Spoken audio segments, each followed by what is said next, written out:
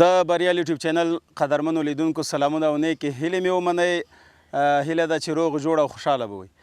نن خوشحاله یم چې داسې یو کس مې رامیندلی دی او راپیدا کړی مې دی چې تاسو ته به داسې یو ترنم واوروي انشاءالله تعالی چې د زړه هغه زنګونه به مو لرې کړي او داسې ترنم به چې تاسو به تر اوسه نه وي اورېدلی چېرته. عطاالله عطا صاحب مې رامیندلی ده د ننګرهار ولایت کوټ ولسوالۍ ته راغلی یم او خوا کې مې ناست دی او نور ملګري هم دي، سید احمد ورور او همدارنګه مبارز صاحب راسره ده، محمد باور صابري. زه ځکه مبارز ورته وایم چې دی د ژوند کې ډېره مبارزه کړې ده او ځان یې تر یو حده رسولی ده. نو ورځو عطا صاحب ته له ده به ترنم واورو. مننه، خوشحاله اوسئ چې وخت مو راته راکړو او تر دغه ځایه راغلی. خوشحاله اوسئ، بې مینې مه شئ. نو ترنم خو راسره داسې خاص خپل غزل کې ترنم نشته دی، خو یو بیت دی او هغه به د ترنم کومه خدای دې وکړي چې ټولو مینوالو او ستاسو هم خوښ شي چې د کرن صاحب فکر کوم ویلی هم دی. مرگ ہنسی بدنام دے تکلیف خو زندگی ورکے، مرگ ہنسی بدنام دے تکلیف خو زندگی ورکے، مڑ چاہتا سنوائی دردنا خو ژوند ورکئ، مړ چاته سنوائی دردنا خو ژوند ورکئ، مرګ هسې بدنام دی،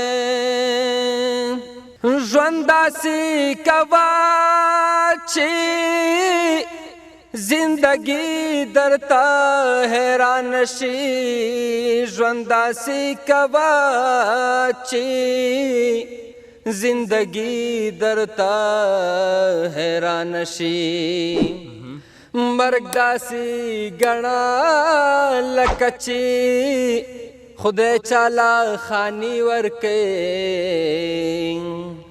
مرگ داسی گنا لکه چې خدای چالا خانی ورکے، مړ چاته سنوائی دردنا خو ژوند ورکے، مړ چاته سنوائی دردنا خو ژوند ورکے، مرگ ہسی بدنام دے تکلیف خو زندگی ورکے، مڑ چاہتا سنوائی دردنا خو ژوند ورکے، مڑ چاہتا سنوائی دردنا خو ژوند ورکئ. بل یو بیت دی چې ژوند که بازار نه وی، ژوند که بازار نه وی او د چغو بیروبار نه وی، زما آواز به دې لیدلی دومره خوار نه وی، ژوند که بازار نه وی، ژوند که بازار نه وی او د چغو بیروبار نه وی، زما آواز به دې لیدلی دومره خوار نه وی، ژوند که بازار نه وی. او زخم جرس جرس غږیږه درد ورک نشي تا، او زخم جرس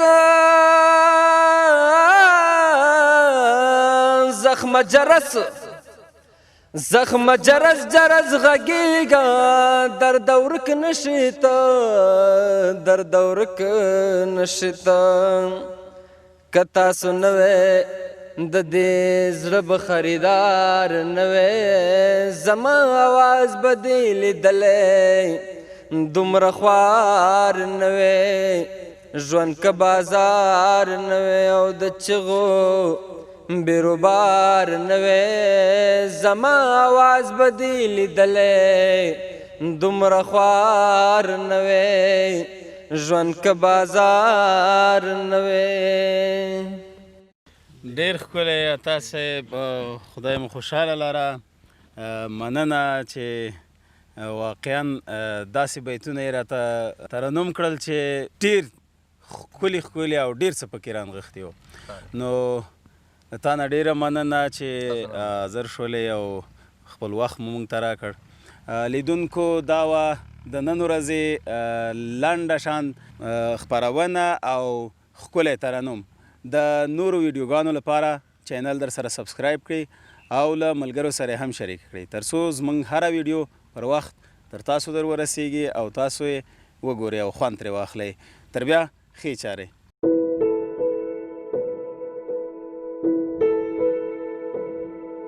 بریال ټیوب د په زړه پورې او ګټورو مطالبو پانګه.